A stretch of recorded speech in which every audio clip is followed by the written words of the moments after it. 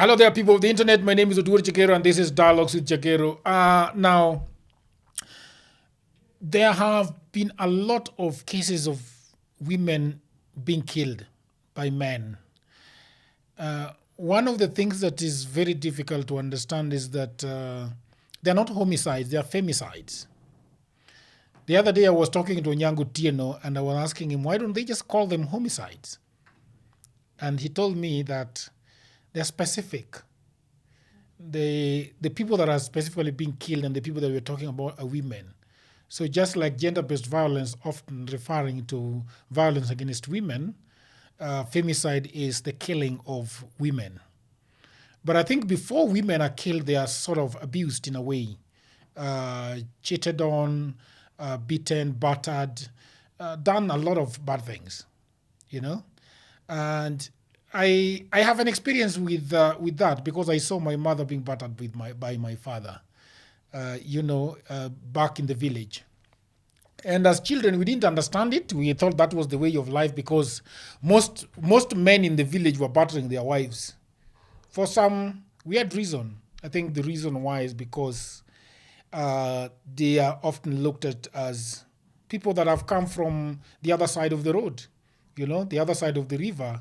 They are not their properties.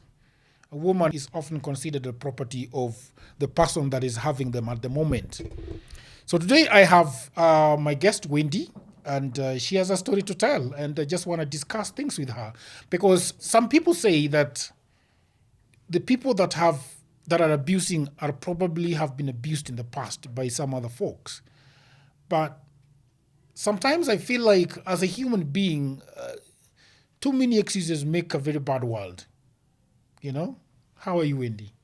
I'm well. How are you? I had a very heated conversation with Onyango Tieno, Yes. when he was calling them these killings femicide. I was asking him, why don't we just call them homicide? Because that's what they are. And he said, well, that's the legal thing. When the police come, they will call it homicide. But for us here on the internet, we are going to call it femicide because it is directly the killing of women. And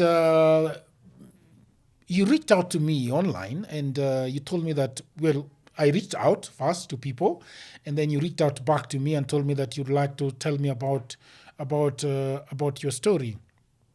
And one of the things that struck me when we were talking is the fact that a lot of people are saying that the women that are being abused or killed are always seeking something from the men. That either they have taken money from men and they don't want to give what the man wants, or the men have been giving them things and now men are demanding things and are giving, and then if I give you money and you don't want to give me sex, then I batter you. But you told me a story of you have never done anything to a man. You've not asked for money from a man, and you have had very bad experiences with men, Yes. So a little bit about your story. You told me that you grew up here in Nairobi. Yes, Tell I me did. about that. So, yes, I grew up in Nairobi, and I grew up in an average home, or rather, I would say I grew up in a proper home. You told me proper that it was a background. well-to-do home. Yes, well-to-do home. I went to the good schools, lived in a good neighborhood. I had both parents. So I would not say that I came from a background where there was financial strain at all. So I would say that in terms of what a parent can give their child in terms of education, a proper home to live in, I would not complain. Yeah. Most of the times that people say that, for example, where I was, well, I've told this story several times that where I lived was in the village. I wasn't coming from a very good home, like your home and mine are a world apart. And my mother was a housewife.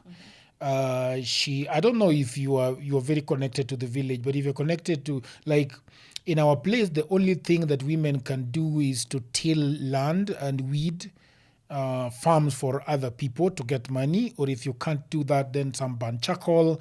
My mother was, I don't know if you know par or a mat. Yes, I do. So the raw material is called, papyrus reeds, togo. So that's where they would go. And like I have always said, that my mother was a subject of my father, and he was being battered most of the time. How was it like for you? So for us, it was my father was a drunkard, come home drunk, beat people, chase people around, things like that. How was it like in your house growing up? You told me that your father was very abusive towards you and your siblings. How was it happening? How did it happen? Well, unlike you, my mother had a job. My mom went to work, my dad went to work. My dad had a very well-paying job. He worked in a proper institution. And so I would not say my mother didn't work, she worked. I would not say there was any physical violence. Well, from what I know, I would never say that there was any physical violence between my mom and my dad. However, the violence was directed to us, the children. And I used to say my dad was militant. I used to say my dad was very harsh. But over the years, I actually had to accept that he was violent. And the reason I feel like my dad was violent was because there is a way that you can actually punish your children, but ours was to the extreme, because I can't even remember the number of times I had to go to school and I'd wear my sweater all day because I'd been beaten black and blue most of the days. And it was over little things. It wasn't over things that were unforgivable. And that was about it. So there were days you'd be tied to the dining table with an extension cable, and my dad would tie you, and you'd be beaten black and blue, and you'd have to go to school. So I remember there's a period in my life, mostly around my kindergarten, not really kindergarten, but upper primary was very difficult for me. And the teachers tried, but what authority do they have over your father? My mother was a bit younger. Even the way they met, they did not meet naturally. They met through somebody in the family, but there was an age gap. So I believe that because of the age gap and because of my dad's financial muscle, my mom couldn't do anything. Yes. But then right now, if you were married, Yes. and your husband were battering your children or abusing your children, would you stay quiet? No, I wouldn't, because I know what I know now. I know that just doesn't end with a beating, because children have this thing where it goes to your subconscious mind, right? So knowing what I know now, I would not tolerate it. And I think there are ways in which I would talk about it. I'm not saying I would do anything per se, but I know that I would talk about it because I know better. I do not know if our parents knew better, but I know better now.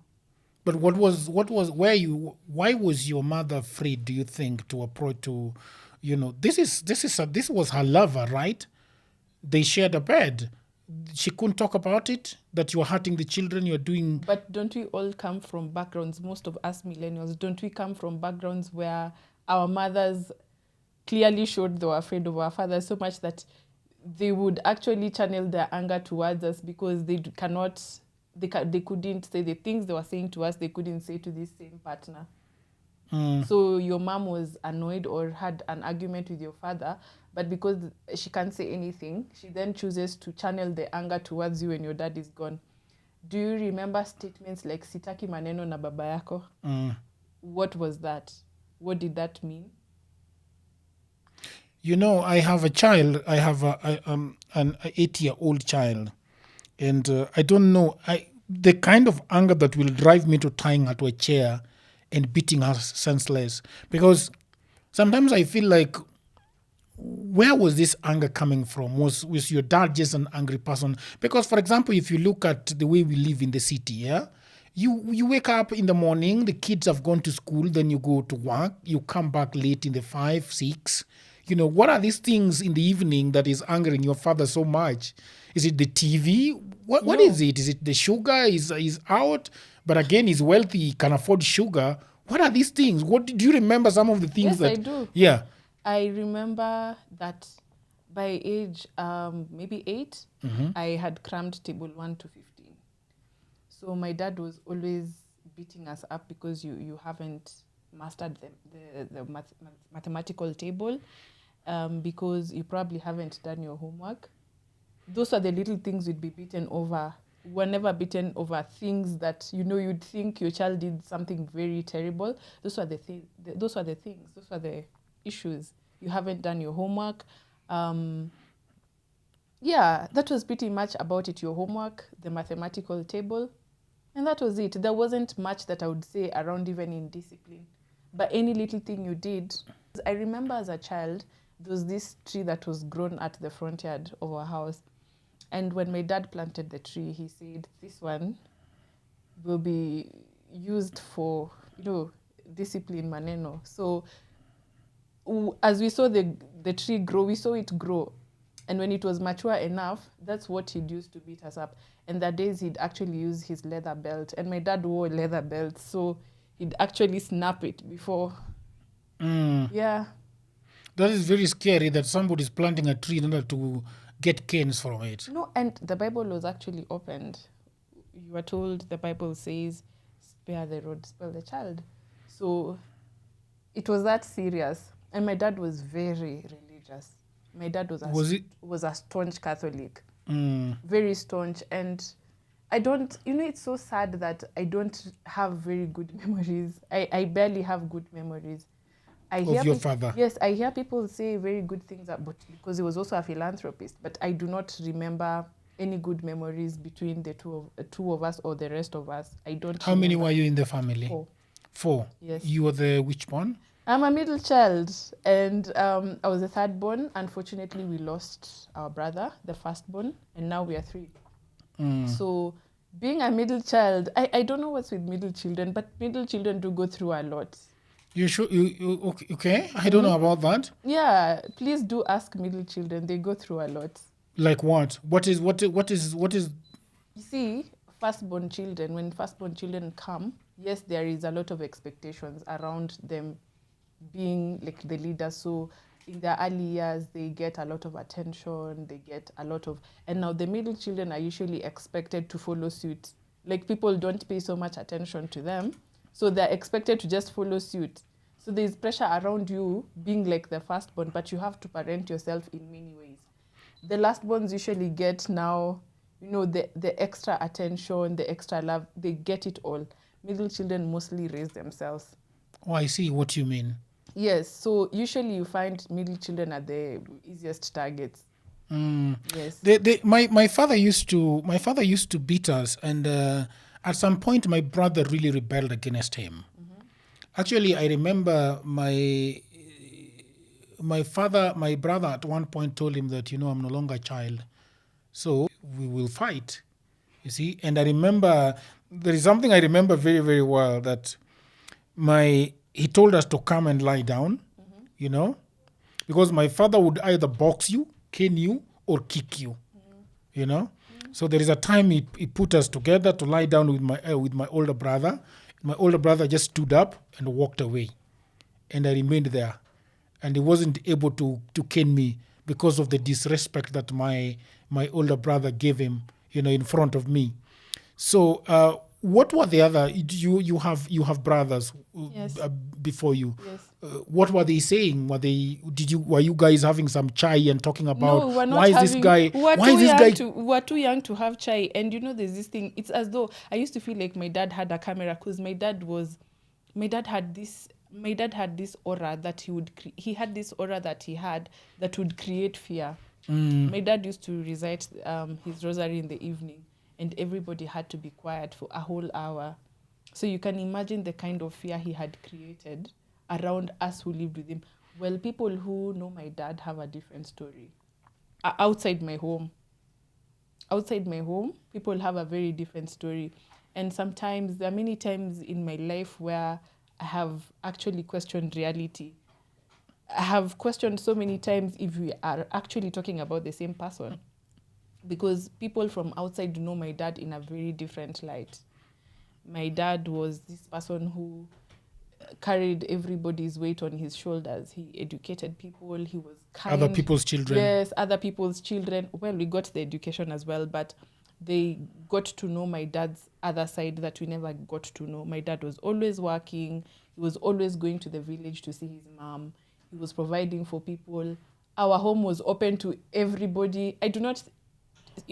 Our house was open to everybody, to a point where we even had an extra telly in my mom's room, because guests would come all the time. Like every weekend, our house was always packed. So these outsiders know my dad in a very different light. My little brother doesn't remember my dad at all, but the other brother I have remembers my dad. And whenever you bring up that conversation, you can see the fear. You can see the fear. So that is the experience. Oh, you told me that this is something very interesting that you said, that when your father passed on, you did not feel any sadness. No, I didn't. No, I did not. And part of me being an adult has been accepting that, well, that was out of the experiences that I had. Because I think less than a year before my dad passed on, there's a day we sat at the dining table, just my brothers and I. My mom was there.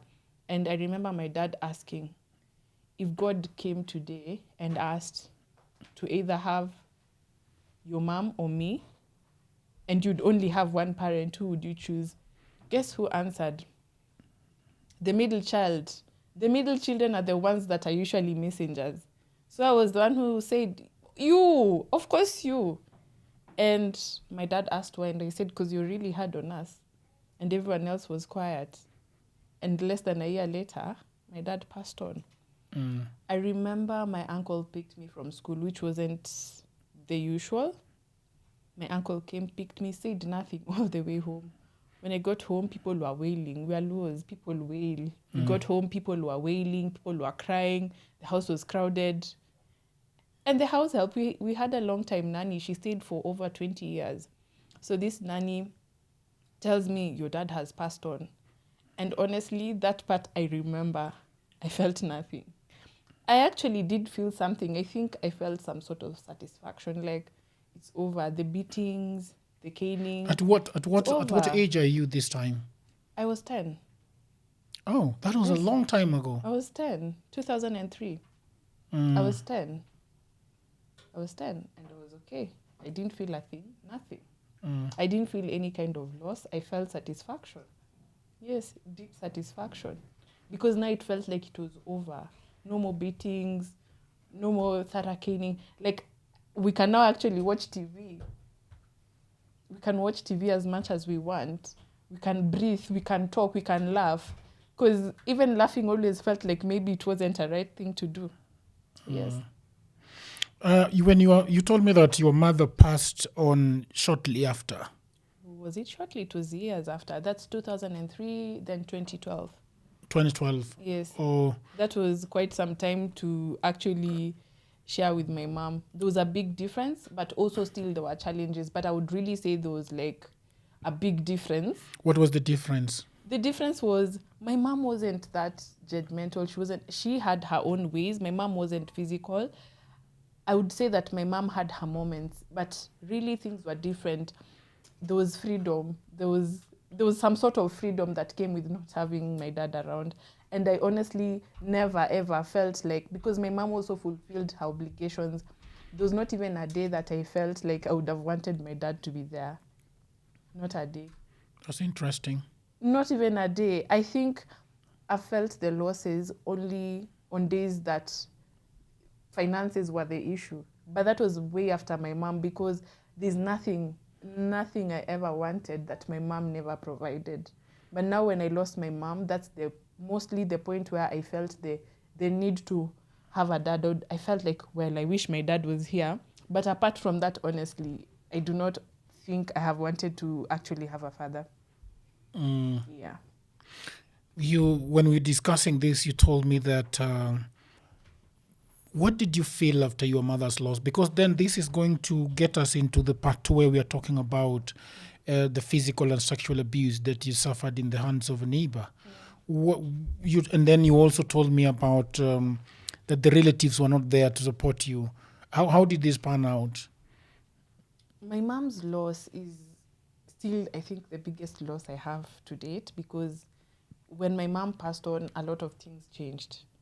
Now leadership, you see, when you're dependent on one parent, when one parent is playing the role of, both parents, when you lose your parent, and more especially your mother, I keep telling people, I always feel like when you bury your mother, you bury a part of yourself. And really, when my mom passed on, now you do not have a mother, like you do not have the motherly care that comes with just having a mother. And I feel like even when your mother is not employed, there's a way that your mother stands in for you that no one else can. And I frequently hear adults saying they want to call their mothers, they need to talk to their mothers. So it's not just about what your mother provides for you materially. It is about the attention and the affection that mothers give their children. So that was now gone. And then now the financial part as well. Now you are stuck in many ways. And things really changed. Really, things really changed. Even the most basic things were a challenge. Yes. At what age were you? Were you in what class? This was 4 months after my 18th birthday. You have not joined tertiary education. Something of the sort. Because you see, after post-form 4, you sort of start something. Yeah, but everything now everything looked like it was now bleak, because you don't have a mother, you don't have a father. So I don't know why people assume that when you're 18, you are now an adult. I do not think, because how many years does it even take for a human being to have a fully developed brain? By 18, you don't even have a fully developed I think it is just you're an adult legally, but you're not really adult, biologically. Yes. Then you are living with who now when your mother passes on? See, my parents had a home. My parents had bought a home. There's a home we lived in the early 90s before my parents moved. So we had bought a house in a neighborhood somewhere. And we had a house, and my brothers and I were there. But prior to my mom's passing, my aunt was there. Her elder sister lived with us. So there was an adult. Yeah, but my aunt didn't work. She wasn't working. She was under my mom's care. But apparently, a few relatives would support her. But she was mostly under our roof. So yes, there was an adult. How are you exactly surviving? Who was working? Who was bringing the money? There was assets here and there. Yes, there was assets here and there. And someone in the family was running these assets at the time. But nothing was, I had no power. I think I still don't understand how adults thought that you're an adult, but you're also not an adult, because they are calling you a child, but they're also expecting you to take care of yourself. Like, why the double standards?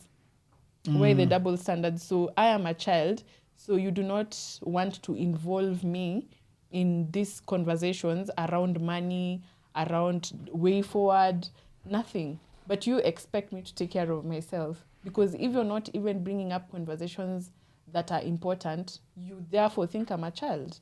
Yeah. You told me that they did not really take care of you really well as you I would not say I was taken care of. But were they stewards of the assets that here and there? Hey, I do not feel like I was taken care of. And I'm not just saying this because I am entitled. I'm not entitled. I am saying that there are so many ways. I was being taken care of in many ways by my boyfriend, who was just 2 years older. Yes. This is the person that made sure I somewhat stayed alive in many ways. I am talking about menstrual hygiene. Those kind of things. My boyfriend did them. He was also a neighbor. We sort of were neighbors for years. And so because they see you and assume you're okay, they're assuming you should be taking care of yourself. things you started becoming lonely and afraid of your life and fearful, and this leads you to getting into a very bad experience with a neighbor. Yeah. What were these the things that was it the missing of your mother? Was it the missing of your? Was it the way you guys were living that was bringing this loneliness? What was bringing this loneliness? Well, loss is loss. And I'm learning that loss is loss. If you lost your phone right now, you'd not get over it right now. Well, I've got an iPhone 14 Pro. I'm not gonna get over it. I have a Pro Max. I don't know where I'm going to get 180,000 right now to buy another phone. Yes. So it's definitely going to, and even if you get a replacement for it, even if you got a Kabambe right now, you'll still keep Can I tell you a story? Yes, please. I had just bought my 11 Pro Max, and we had gone home. I'd driven home to the village, and I stopped to buy those bloody tomatoes along the way. Unaona ukitoka nini Moroni, and then you join the road from Kericho to Nairobi. There are those guys that are selling there. Yeah. So we stopped there to buy those things. You know, I don't know why people think that those things are cheaper. They are not. They are more expensive. It's conditioning. It is conditioning, yeah. Yes. So I stopped there to buy those things. And I went to open the door and I was holding the phone. And this phone was just 1 month old. That phone 11 was just 1 month old. I dropped it face down on the tarmac. And I'm telling you, I was afraid of picking it up. You know? And finally, yule mama akasema chukua tu uone kama unaweza tengeneza. And when I picked it, ilikuwa, my friend, it was gone. And they told me it is 48,000 to replace that screen. 1 month that I bought it for $1,200.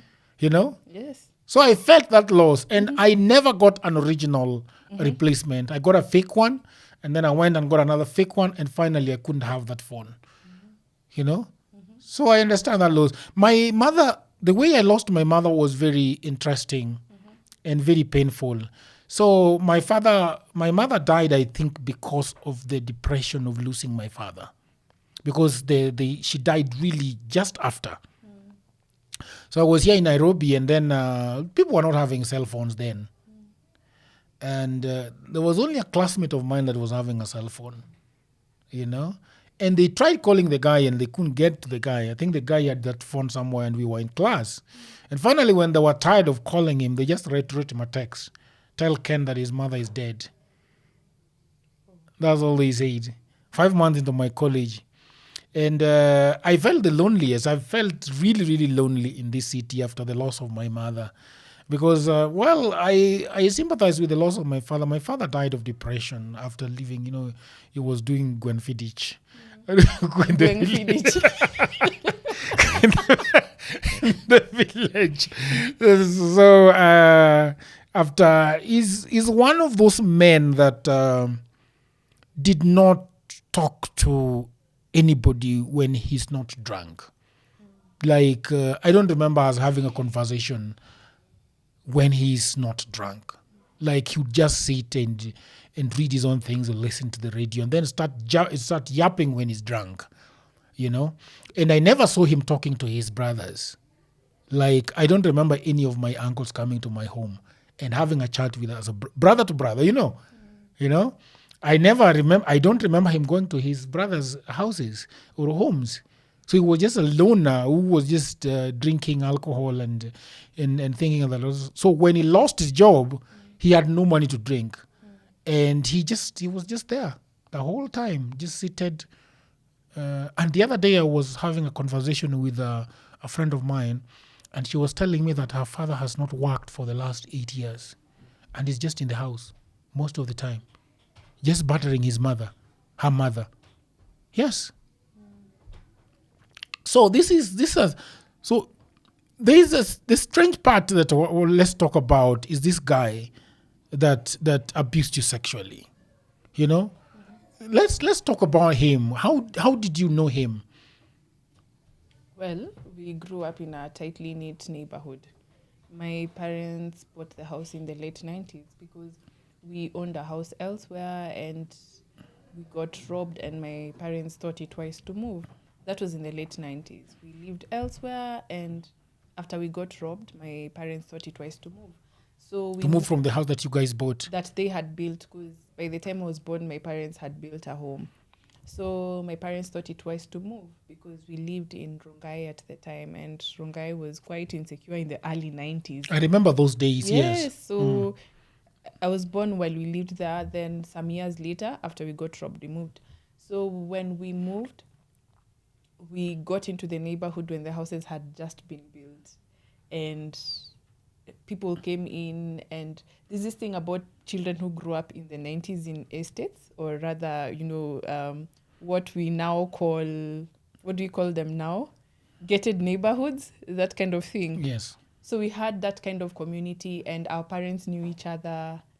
We grew up knowing each other. Even though the age groups were a bit different, we always knew so-and-so is so-and-so's brother or sister, or this is so-and-so's mother. Our mummies were in chamas together. So we sort of knew each other. So this guy was older, but he was a neighbor. I knew him. He wasn't anybody that was a stranger to me. And because of my late brother, I also knew guys who were older in the neighborhood, but they always felt like my brothers and my friends because we grew up together. And what are the odds that you are going to feel insecure around these people? I don't know. You see, that is what I don't understand, because that's the thing, that a lot of people don't feel insecure around particular people that end up being very bad people, And so, is it just life? Yeah, it's just life. But you see, look at it like this. You have grown up together. Think about it like this. This is as good as your brother or sister, because we even had this thing where in the neighborhood we would call our parents' friends auntie and uncle. There was that thing where your aunties weren't just your mom's sisters or brothers. So it felt like the normal thing was to trust somebody because you know them for many years, or you know them from your childhood, or you have seen them your whole life. Why would you be insecure around them? Yes. It did not feel like that because we played in each other's houses. We hung out together. So It came around to your house. Yes, came to our house, knew our house. I knew him. I knew their family. So I did not feel insecure around them. Yes. So this one time that did you call him? Did he call you? No, he called me. And you see, the thing is, I used to get a lot of support from people in my neighborhood. Not everybody, but there are a few people who would call me every now and then. And they would just ask how I was doing. And they know that your mother has passed on. Yes, they know that your everybody father knew. has. In our neighborhood, someone would die and people would know the same day, and they would come to your house every single day until the funeral happened. They would even come to the funeral. That's how much supportive I felt like our community was at the time. So this particular time, this guy calls me, and he asked me, where are you at? And I said, I'm at home. What are you doing? Nothing. And he tells me that I do not sound like I'm myself. And I tell him, oh, well, there's a lot going on in my family right now. And it's really weighing me down. And yeah, that's what's happening right now. There's just a lot of cognitive dissonance happening right now. So that's the reason I sound like I'm not okay. So how old are you at this time? This was before my 19th birthday, because my mom passed on just months after my birthday. So this happened. So this conversation is actually happening just months after your mother passing on. Yes. And you see, in this moment, I tell people grief makes you a very confused person, because as an adult now, I see people who have lost their mothers. I realize that even as adults, it's the same thing. It's the same thing. You've lost somebody that you lived inside for like a whole 9 months, and somebody who nurtured you for as long as you have lived. So definitely there is a big gap. So this guy calls me and I go to the house. I did not go to his house. I went to his parents' house. You understand me? I did not sneak into a guy's apartment at night. It was daytime. I went to this guy's home. Now, the way our houses were built, they stand on an eighth. So there's the main house, and then there's the DSQ. So in my parents' house, I actually had my room at the DSQ because my cousin had moved in and I volunteered to stay at the DSQ as well. So I had a room in the main house, but because my cousin was sleeping there, I'd chosen the DSQ. So for the longest time I used to sleep in the DSQ or in the main house. So in the house, he had the DSQ and his parents stayed in the main house. So there's a way that when you are going to the DSQ, you either had to go in through the Dobby, like the Dobby, because the houses in the 90s, I think, used to have a Dobby area. So you'd go in through the Dobby or the back door. But even when you went through the back door, everybody in the house would see you because they'll see you through the living room window, the kitchen window, or the bedroom that is on the wing that faces the corridor. So I went to their home and the house help was around. I saw the house help around. So I saw her, we locked eyes, she smelled, I smelled back because I knew her. Then I went to the SQ and we just had conversations. They're attached, the SQs attached to the main one. Not really. There's a little space. There's a very little space, and it was, most people used to use it to hang clothes. So there was that space where I know that space. You know that space. Yeah, the railway houses have it. Yes. Yes. So there was that space, then the DSQ. So I went to the DSQ and I did not feel like anything was out of the norm because we had normal conversations. We had conversations about, and this person was interviewing me. Now that I know what I know, this person was interviewing me because this person was asking me about how things are like at home. What about your family? Why aren't your family doing these things for you? What kind of support would you want from your family? So this person was just interviewing me to know what kind of bonds I have. And if I have bonds, am I going to speak out or will I keep quiet? So this person interviewed me on and I felt like this person was concerned. I thought it was concern. And we also had conversations about him. He was playing rugby. He was playing rugby at the time at UN. So we had conversations. And then it hits me that it's time to go home. What time is this? This is at around probably 5:30. Because even when my mom was there, my mom wasn't that parent who would let you wander around the estate. It wasn't her thing. And being that I was an only girl, it was an issue. So I sort of had this internal clock for the longest time. Years, even way after my mom's passing, I still had that internal clock or anxiety around time. So I tell this guy it's time to go home. And the worst happened at that point. Yeah. He just changed. He locked the door. The guy locked the door. And it didn't hit me immediately. So I was asking, why are you locking the door? Because he actually, there was a key. So he locks the door and he removes the key from the keyhole and he puts it. There used to be this, it's like a pigeonhole on top of the doors. I don't know if you know them, yeah? So he places the key up there. And now it hits me that I'm in a dangerous situation. So I try to push this guy out of my way. And this is a guy who is well built. He plays rugby. So it was just really difficult to break free. I couldn't even open the door. What could I have done? Picanduro. But I was muffled. He muffled me. And I'm telling you, this is a very strong guy. This is a person who plays rugby and is very built. I tried. I couldn't.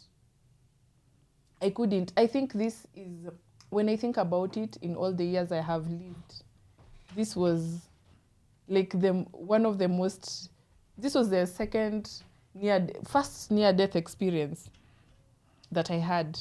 And I fought, but because I ended up with a torn lip and my tongue was very swollen for days. I really tried, but it was terrible. There are questions I want to ask you, but I'm afraid of asking them. No, ask the questions. What happens? Does he? You told me that it was an anal rape. Yes. And how about your clothes? Did you remove them? What did he do? Well, I remember I was wearing a dress. So you see, when I tried to push him and I held on to the latch, what he did, he pulled me back, and then when I tried to scream, he muffled me. And now it hits me that there was even music playing in the background. So what were the odds that anyone would hear me from the main house? So yes, it was anal penetration. It was so painful. It was very, very painful. Very, very painful. And it felt like I was going to die. Because he was strong. So, when someone holds you down and then they're strangling you, but they're muffling your mouth at the same time. So They're doing so many things at the same time. so many things at the same time. And in my head at that point, I was feeling like I'm dying. And I've had that experience twice. So I know when I say that I felt like I was dying, it felt like I was dying. It happens. What does he say after this? Nothing. He opens the door and he tells me, leave. And the minute I get to the door, he tells me, na ukumbuke baba yangu ni jeshi. I can kill you and nothing will happen. Was his father a jeshi? The dad was quite senior at the Kenya police at the time. He was not in the military, but his dad was in the rank commission at the time.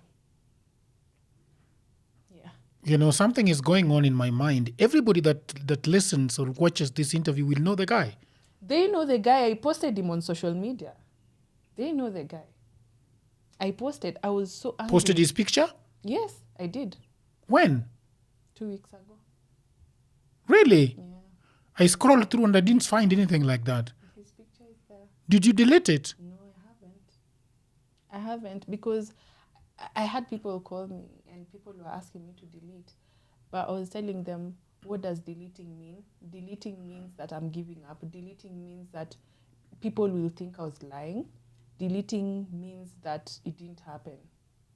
So I did not delete. I had people asking me to delete it because... Why were they asking you to delete it? Who was asking you to delete it? Because there's shame around victims. There's always shame around victims. Aren't we shaming victims right now in this moment? Aren't we making fun?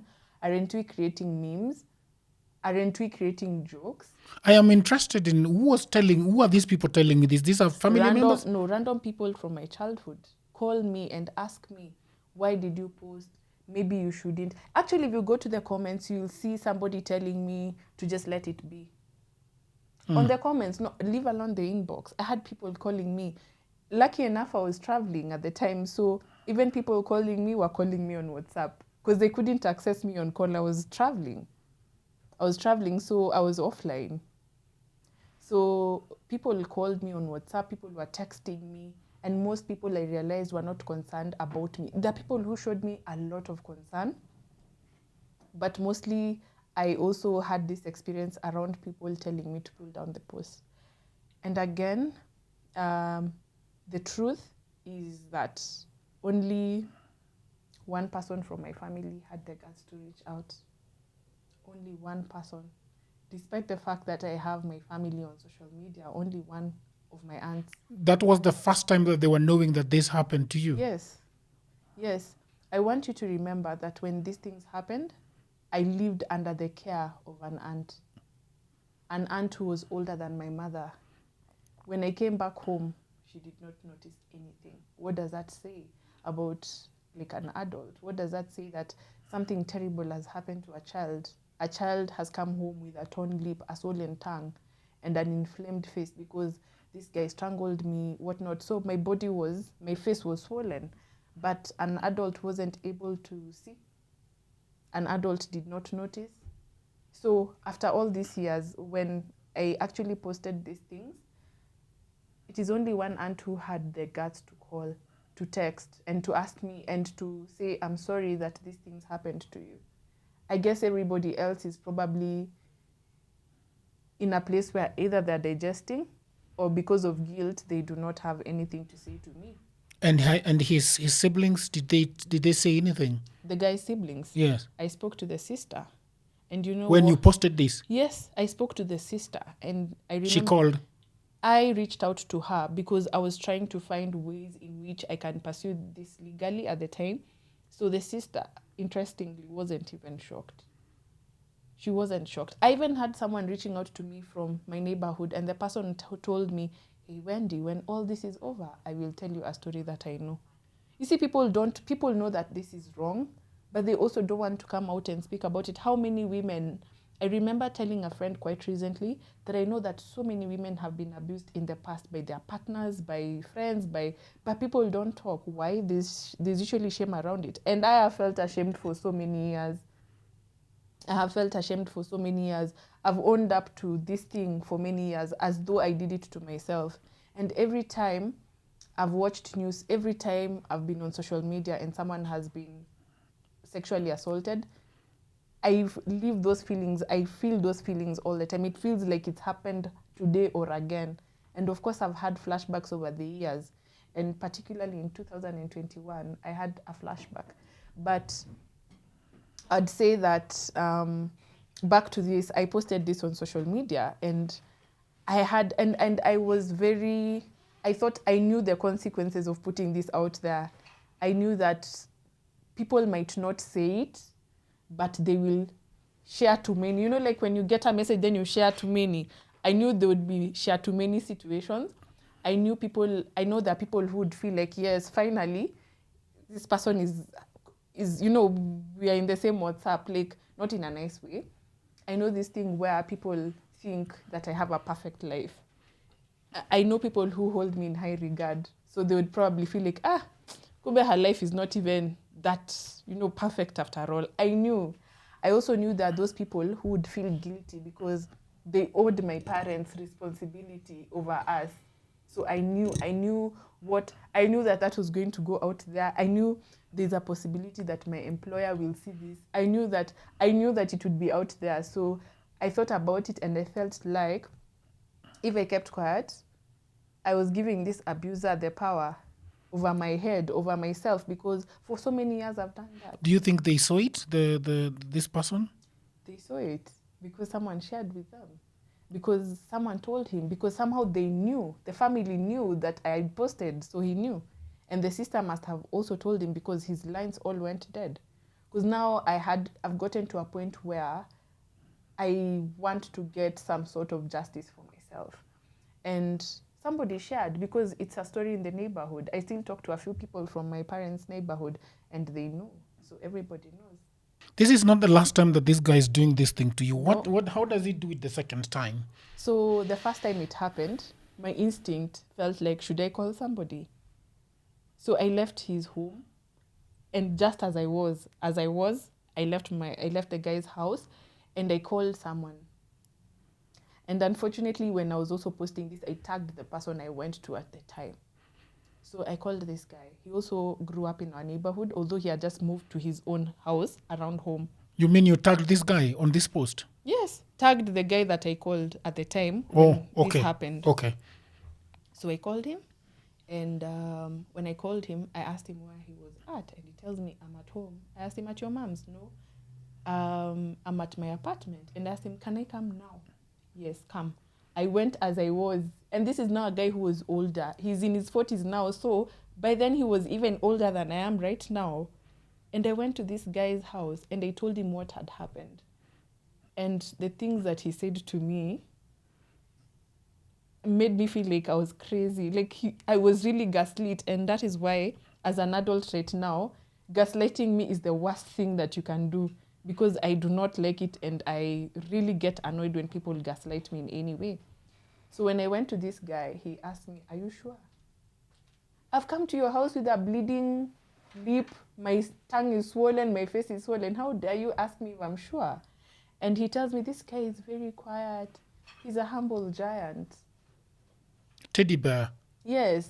So what do you mean? So I sat down, and the saddest thing is I started asking myself, has it really happened? But I'm bleeding, and I'm feeling the pain. And you can see it? Yes, and you can see I'm not okay. How dare you ask? And I sat down, and that is the first time I heard the word kanyangia. Kanyangia, chorea. Those are the first times I actually heard those words, kanyangia and chorea. So I did just that. I went home. My aunt saw me. As I was, she did not notice anything. I went to my room and I sat there. But something felt like that wasn't right. It was not okay.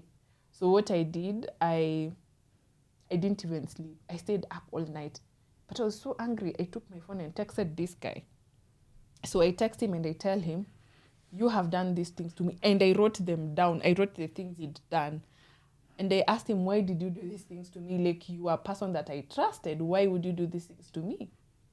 And the guy texts me back. And he tells me, I'm sorry, can we talk about this?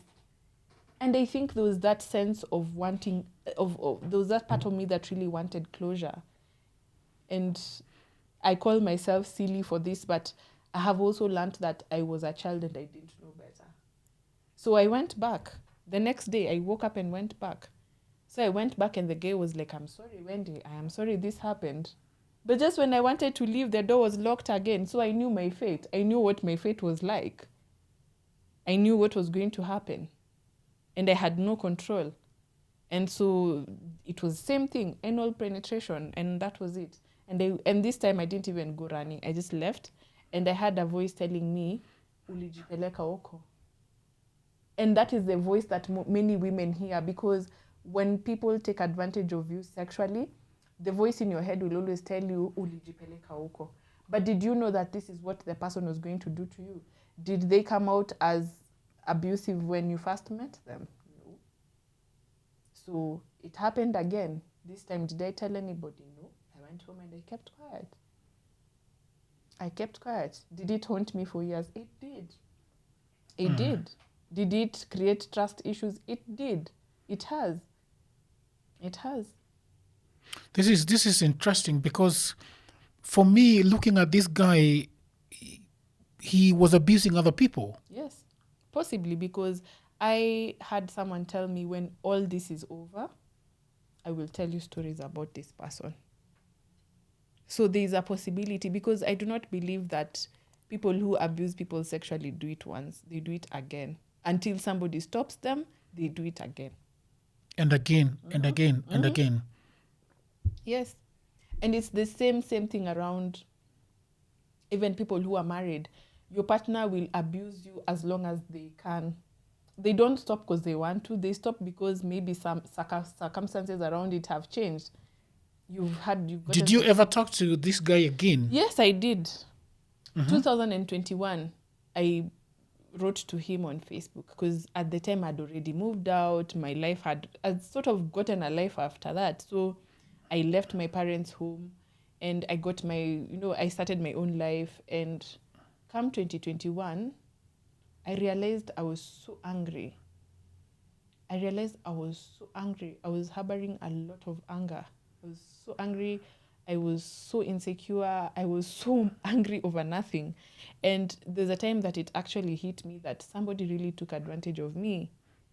And I wrote to the guy on Facebook. He blocked me. He did not respond. He blocked me. And after he blocked me on Facebook, I went to Instagram.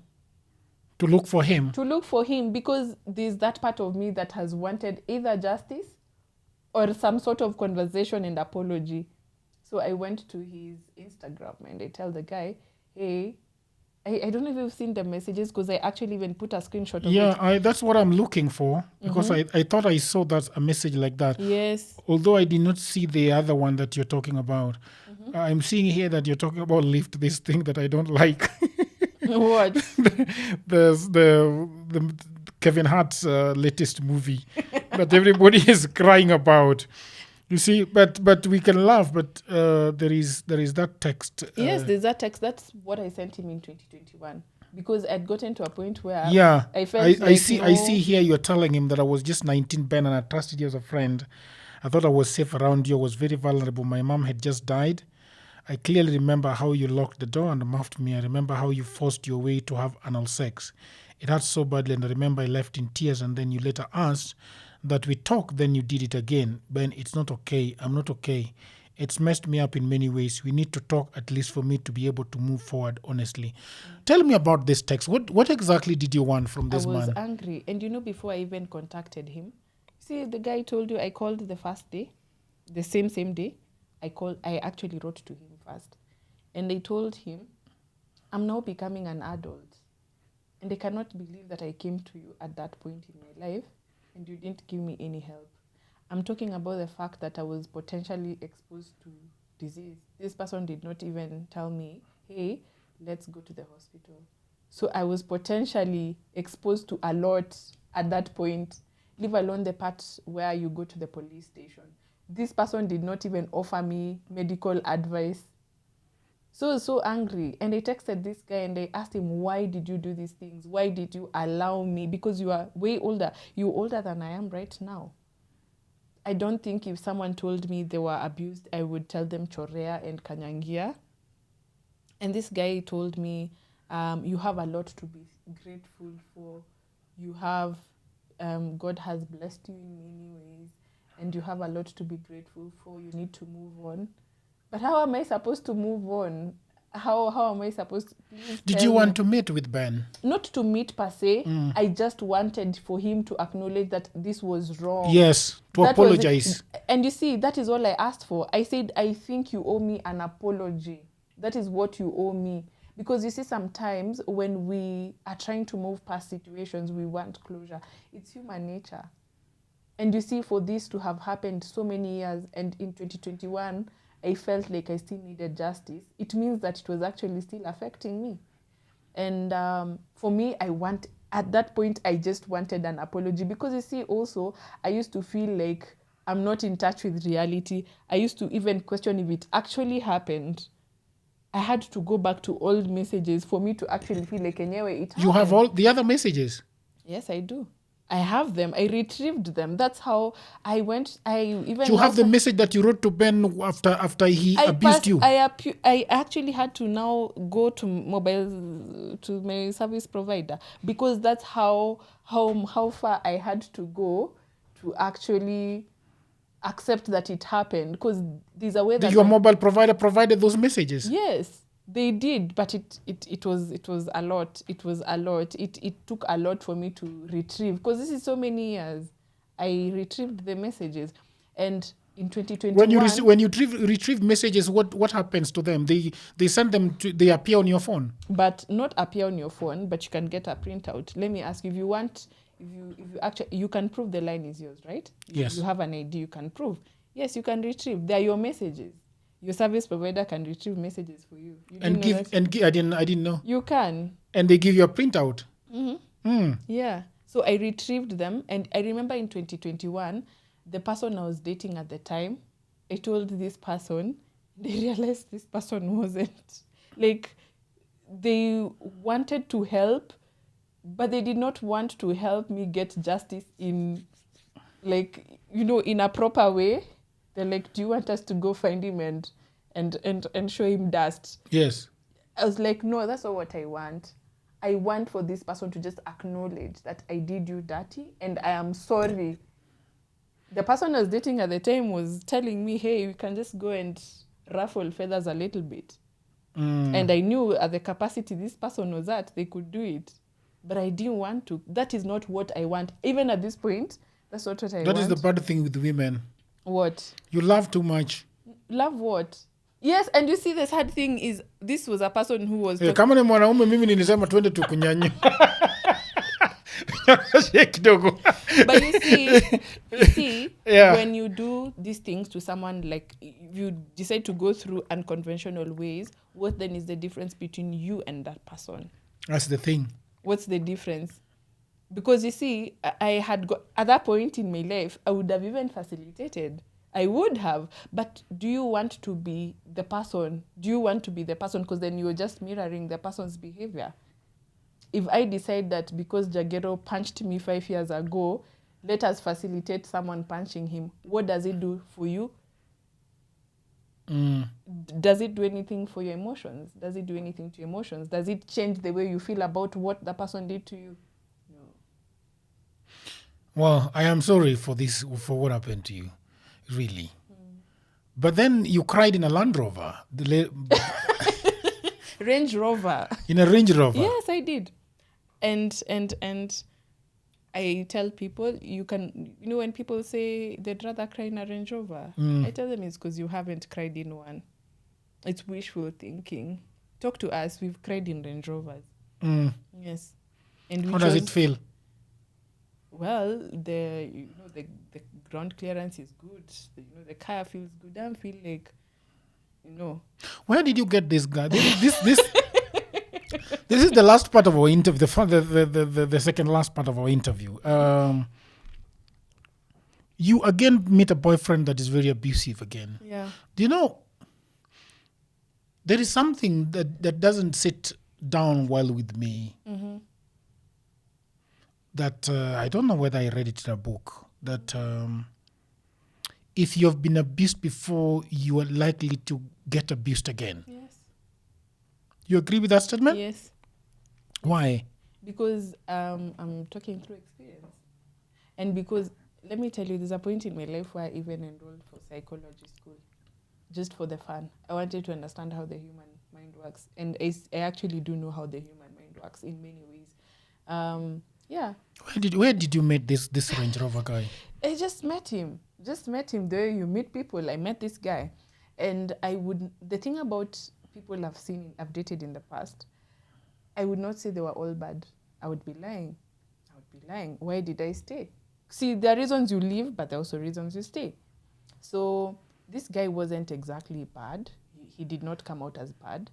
Would I say the person is bad? I don't know. But what I can say, because every human being has a good and a bad side. So I would not say this person was bad, this person was mean, this person was all of those things. I can just say that this person had a very good side, like that very, very good side. So much that you feel like there's an energy this person. See, the thing about children, we are all children. It's just that we are growing older, but there's a child inside everybody. So there's a way that you enjoy attention, you enjoy some sort of care that comes from someone. Remember something I'd never had. This is something I never had. So when From your father specifically? Yes, I didn't. So when this person came, they came they came in that category of what we call tall. Well, he wasn't as dark. He was kind of, but he came in the tall, handsome package, good looking, very, very, very attractive, and the person came with material things as well. So, I mean, icing on the cake. So the person came very, very, very ready to listen, ready to entertain you. It's just an interview. Don't you think dates are interviews?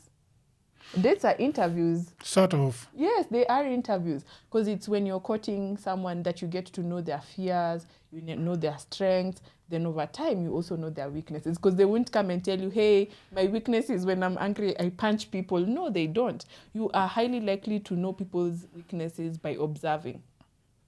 Their strengths you'll observe, but they'll also show a lot of their strengths. But now their weaknesses are things that they'll put their best foot forward. Yes, it's an interview, I told you. But now over time, you now see the real deal. And by the time you're seeing the real deal, emotions are involved. A lot of things So have now happened. you're wearing rose-colored lenses, delulu. No, you're just delusional. So this person had a good side, but they also had a side that wasn't that good. So there are certain instances, there are certain things that happened in this relationship that I couldn't even talk about at the time. And he was, you're saying that he was a well-to-do guy. Yes. He was loving, but then he had serious temper issues. That I did not realize until after now the dust, like when that face, that Honeymoon. Yes, there's that period where you meet someone and because you do not know, there's a lot of mystery around them, and it's human nature to like mystery. So you haven't known them well. Haven't you met women in your life where you just see them and you don't know them? You just have this, you want to know them more, and so the relationship is adrenaline run at the time. So now when the adrenaline isn't as high. When things stabilizes. When things stabilize, you start realizing, this isn't normal. And you see, for the longest time, I'd experienced this person, showing some temper around other people, just that I didn't know my day was going to come. And your day surely came. It did, in Mombasa. It did. What happened? So we were in Mombasa, and it was at around probably 8 p.m. And I saw people that there was this group of artists that I actually know. I don't want to say their names, but there's a group of artists that are very popular. There are three. I knew them. So when they were actually performing there, we didn't know they were going to be there. But so when we got there, it was a day before my birthday. So when we got there, they actually were there and was so happy. And we sang, we danced, and I hugged these people and I actually introduced them to this person and introduced this person to them. So the guy was angry. After they walked away, they sang happy birthday and I danced. He was very angry. How dare you hug a male person? So this group has 2 women and 1 guy. So he was so angry. How dare you? How did you do this? And for me, naturally, I usually don't react. I usually either choose silence or reaction.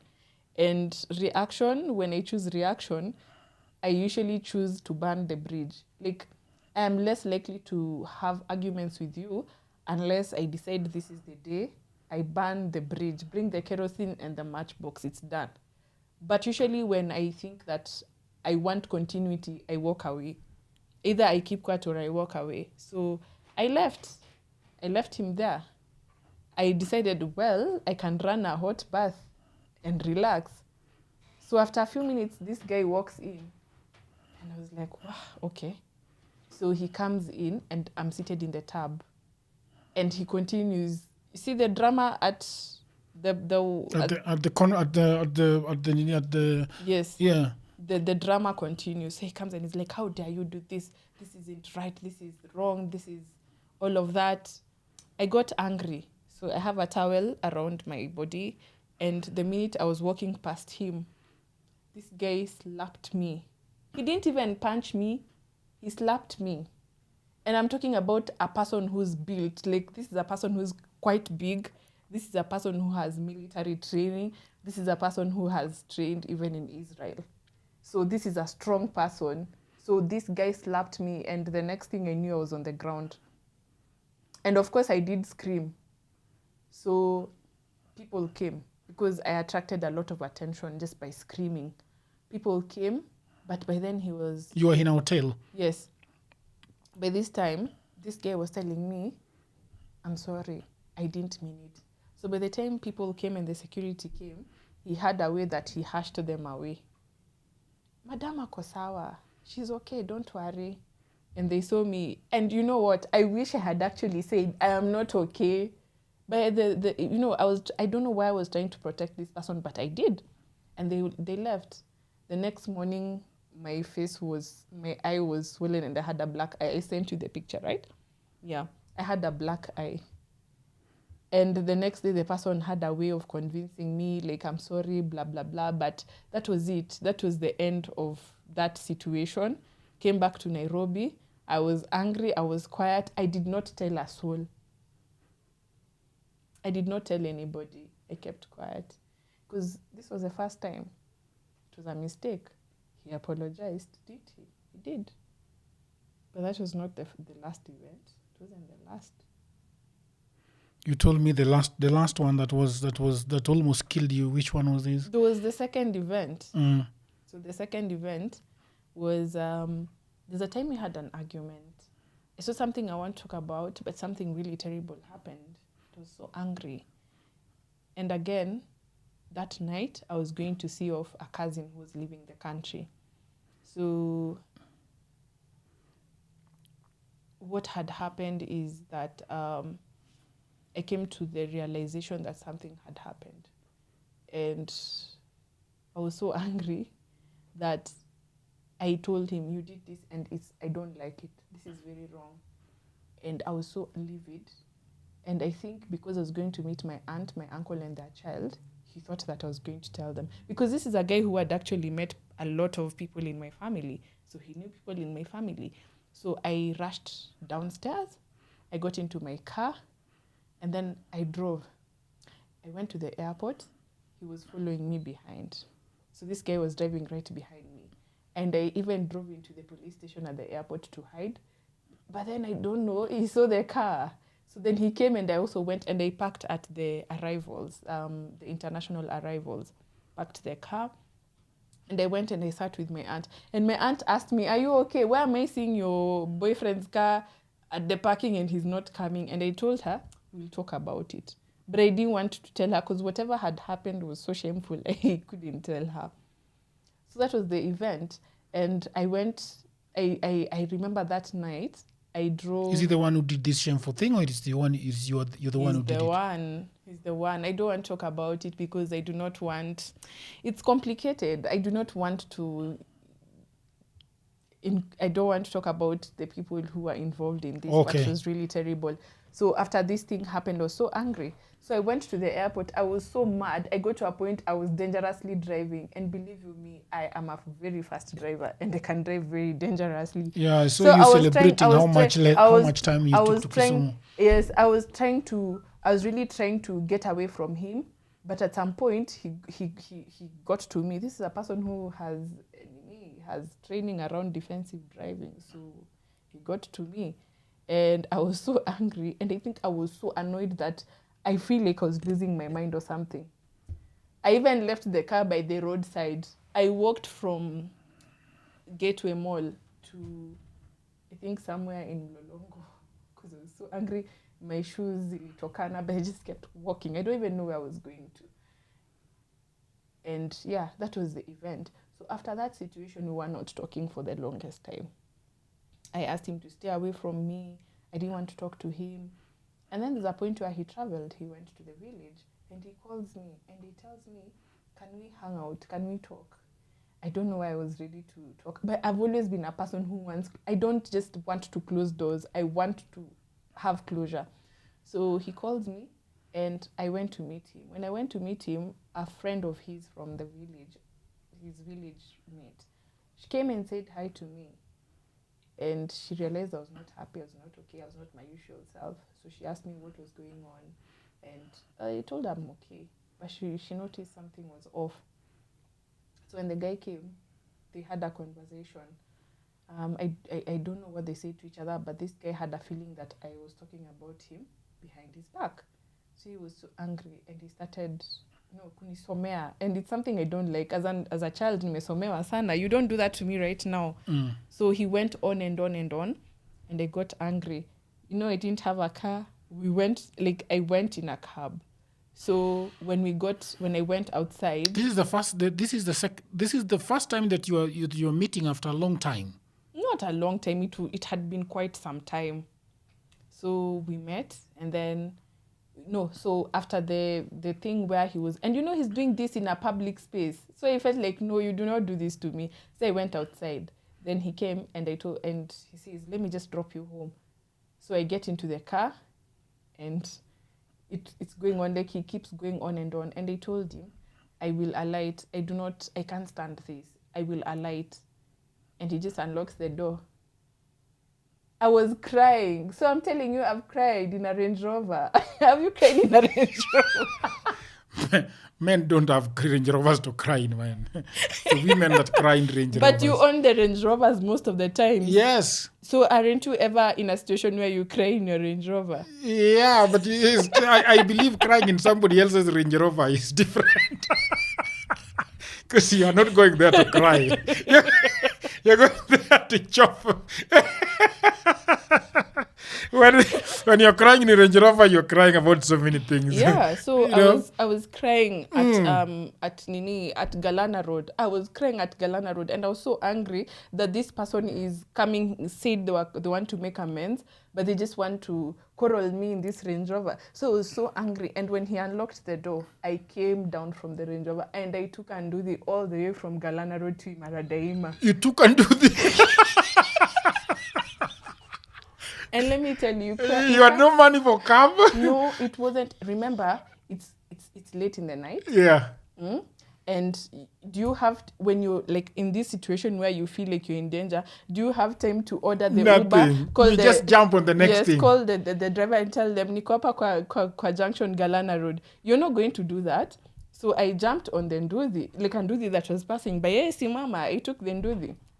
And he was unlocking the car so that you fuck off. Yes. And the sad thing is you can't cry on Anduthi. Like, you see the way unapigwa na upepo. You can't cry on Anduthi. That's a good one. You can cry on Anduthi.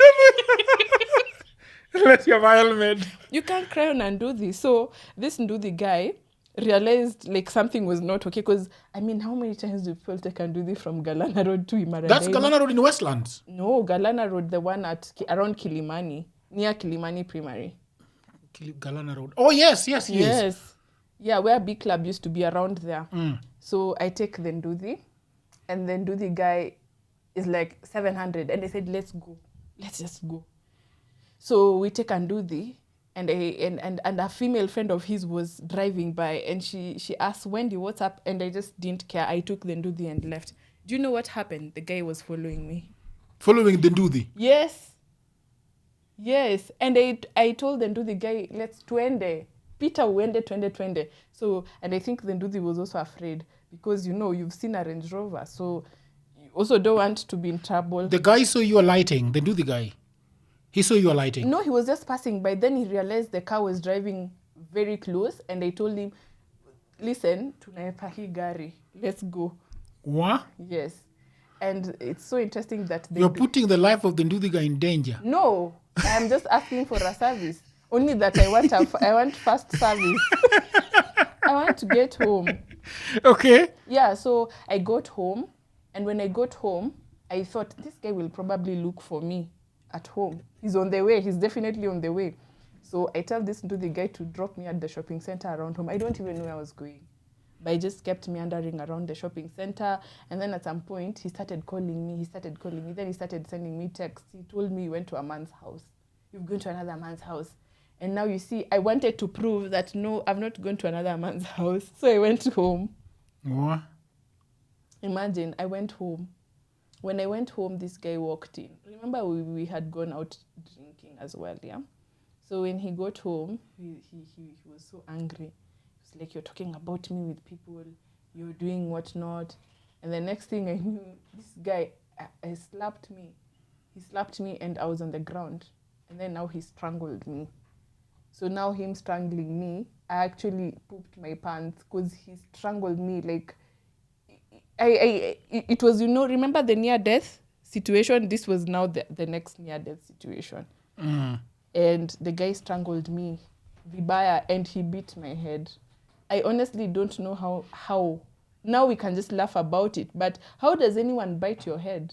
I sent you a photo. I don't understand. Yes, this guy beat my forehead. These are people with serious anger issues. And his life, what was his life like? What is he doing? I mean, he's working. Why can't he look? If kama msichana mwingine amekuchokesha, si utafuti ingine. Lakini unajua nani hutaka kuachika? Wanasema ukiachwa achika, nani anataka kuachwa pia? It's a human, everyone has this human desire for connection. So I understand hakutaka kuachika, but do you think now I wanted to stay with someone who's doing these things to me? Or who has done this thing to me? Honestly, I ran out of options about what to say. I told people, megonga kichoka kabati.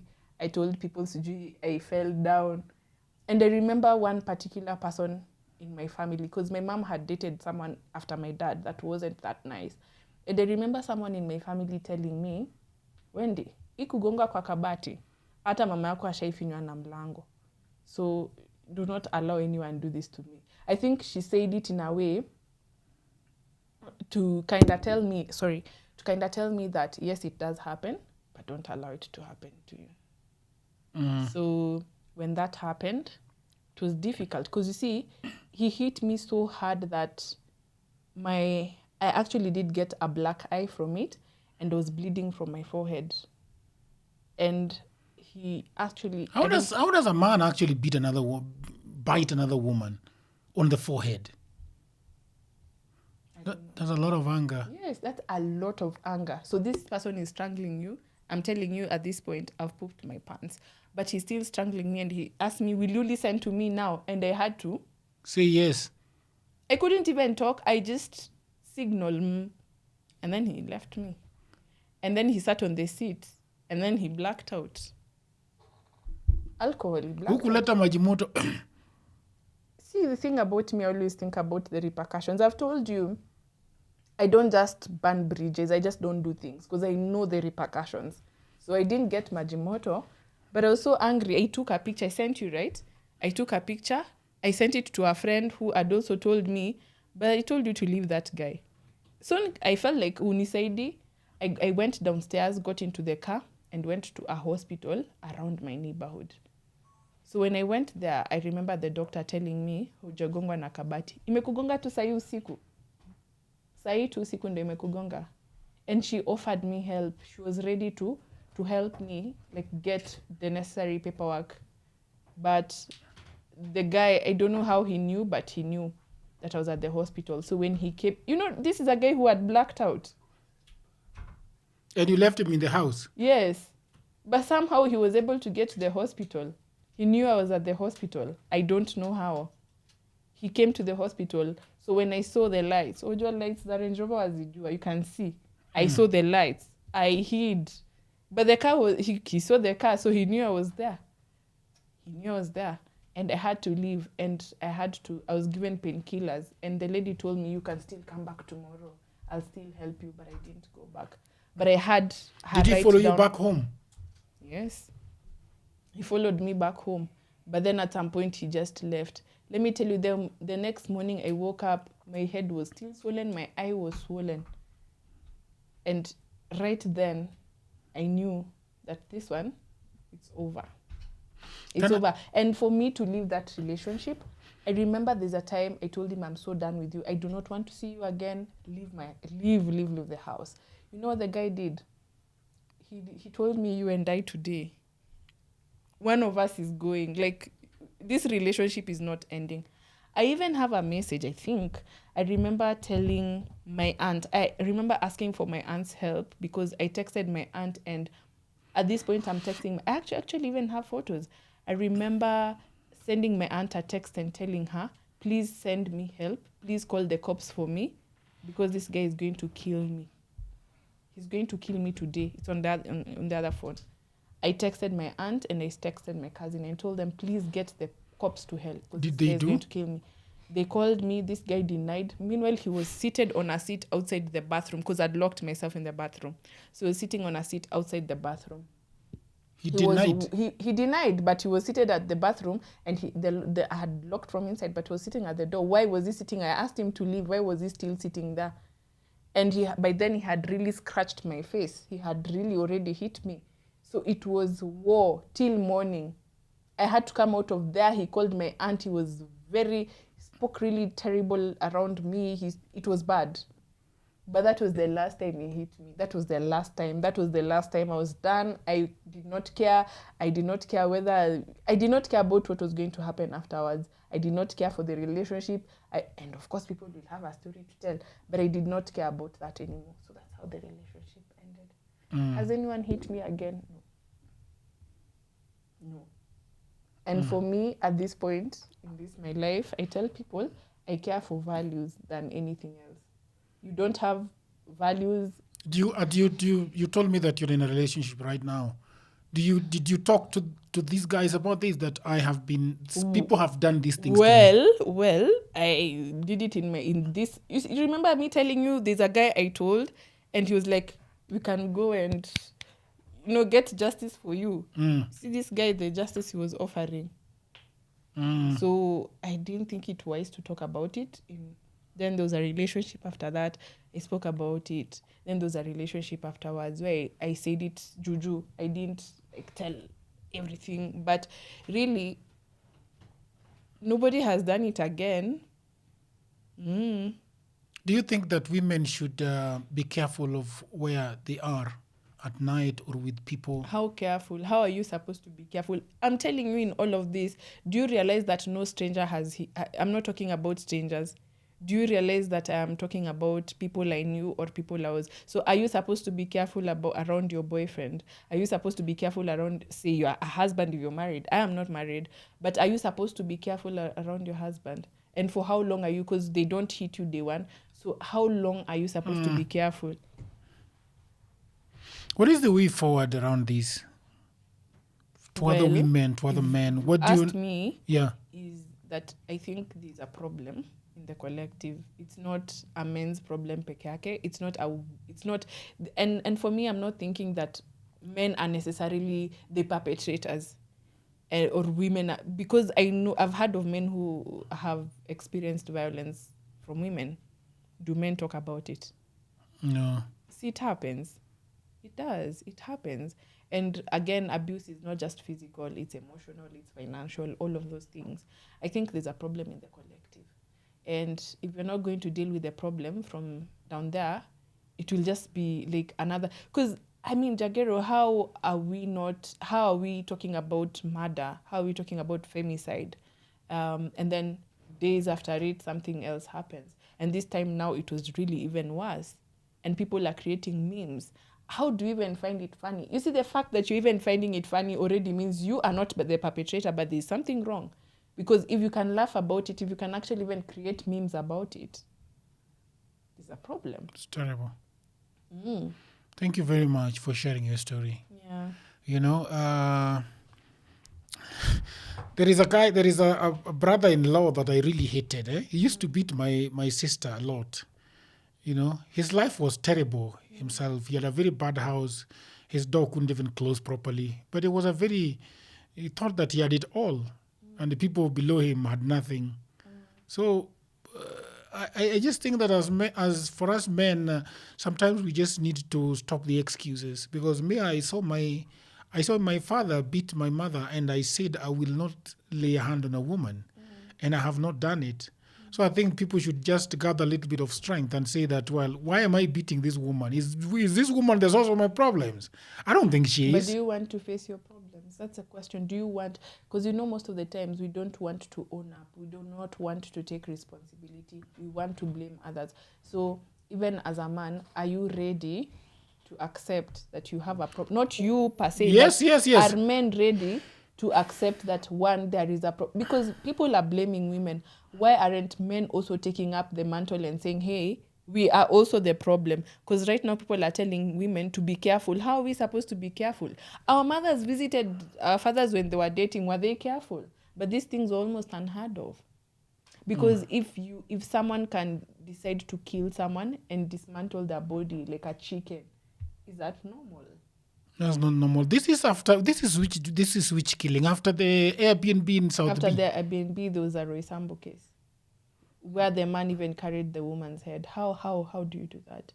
Like, when you're doing this, what are you thinking about? What's in your head when you're doing this? Are you thinking about, because you even dismantle, what are you thinking about when all this is happening? Are you thinking about even the consequences? Are you thinking about this girl's family?